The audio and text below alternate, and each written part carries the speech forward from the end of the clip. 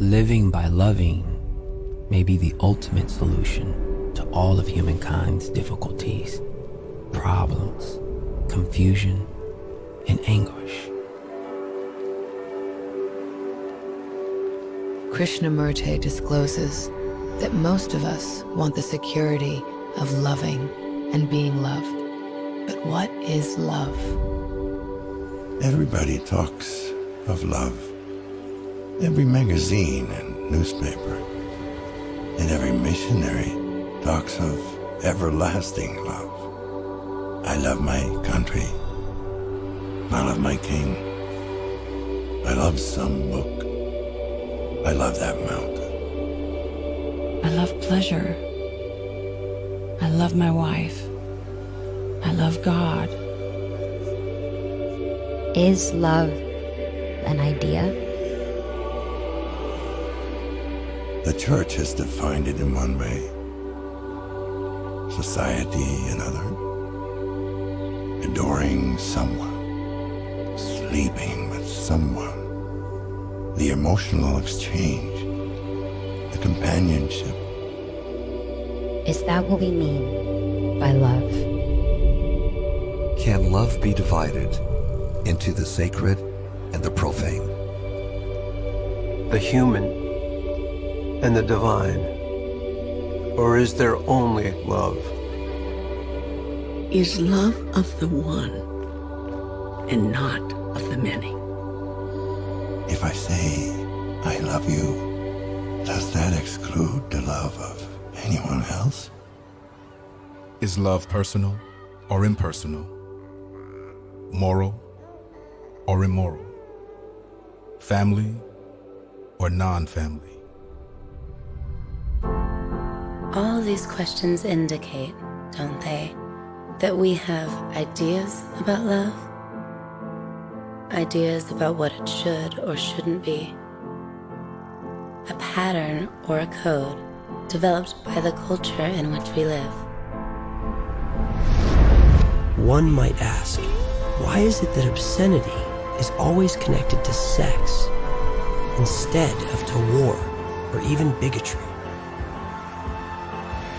The government says, go and kill for the love of your country. Is that love? Religion says, give up sex for the love of God. Is that love? Is love desire? For most of us, it is desire with pleasure. The pleasure that is derived through the senses. This belonging to another, being psychologically nourished by another, depending on another. In all this, there must always be anxiety, fear, jealousy, guilt. And so long as there is fear, there is no love. And so love is not to do with pleasure and desire. Don't you know now what it really means to love somebody?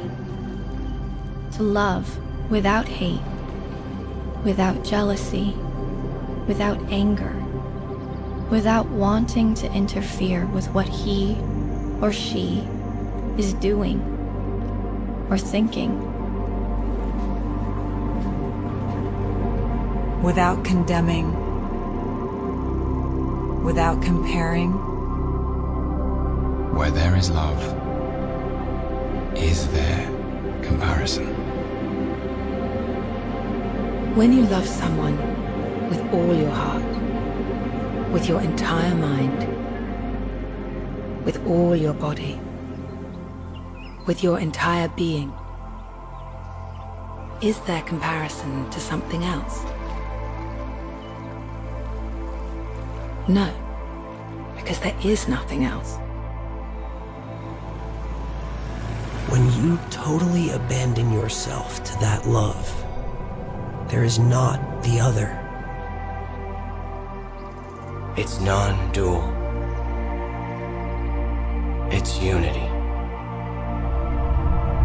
Really, to care is to care as you would for a tree or a plant, watering it, studying its needs, the best soil for it, looking after it with gentleness and tenderness. The world is an educational institution, and every creature in it is trying to learn a lesson. Now, what is the lesson to be learned? The lesson to be learned is egolessness. To quench ego. To cancel the noise of I and mine. This is my body. These are my thoughts. These are my words. This is my country, etc. My tears. My family. My nation. My belief. My religion. All that ugliness. It is all inside you. In this torn, desert world, there is no love, because pleasure and desire play the greatest roles. Yet without love, your daily life has no meaning. And you cannot have love if there is no beauty.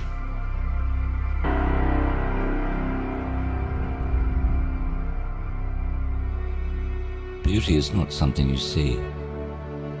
Not a beautiful tree, a beautiful picture, a beautiful building, or a beautiful woman.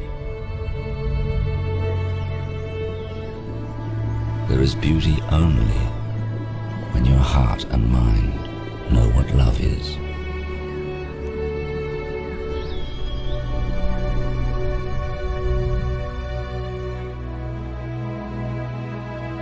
You can see all this happening inside yourself if you watch it.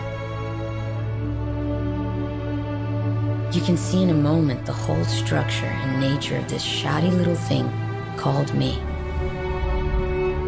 When you see it with your heart, not with your mind, when you see it from the very bottom of your heart, then you have the key that will end sorrow. So when you ask what love is, you may be too frightened to see the answer.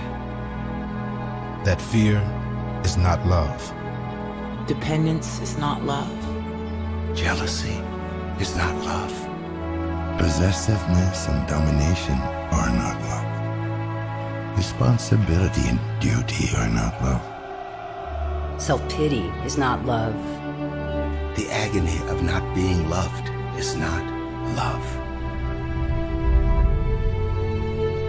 So, if you can eliminate all these, not by forcing them, but by washing them away, as the rain washes the dust of many days from a leaf, then perhaps you will come upon this strange flower which man always hungers after.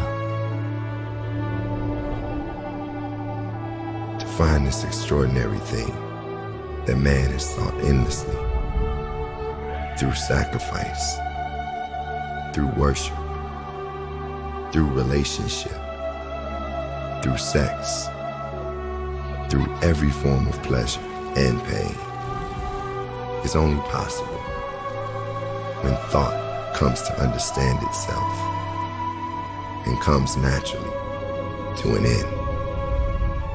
After all, the first separation is within our thoughts.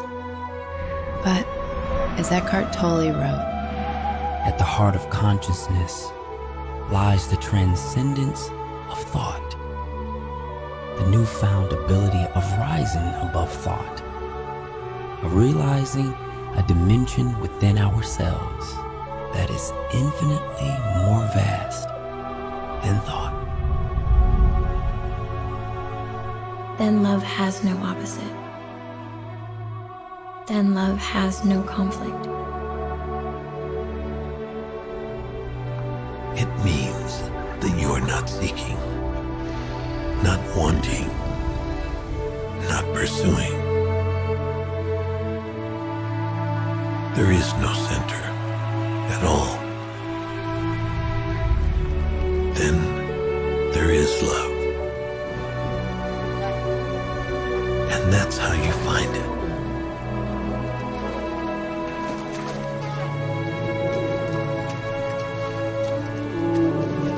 Krishnamurti concluded by saying, you know, intellectually, that the unity of humankind is essential,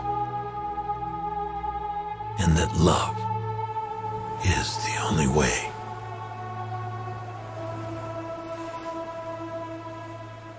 This is the universal principle of compassion. Out of many, one.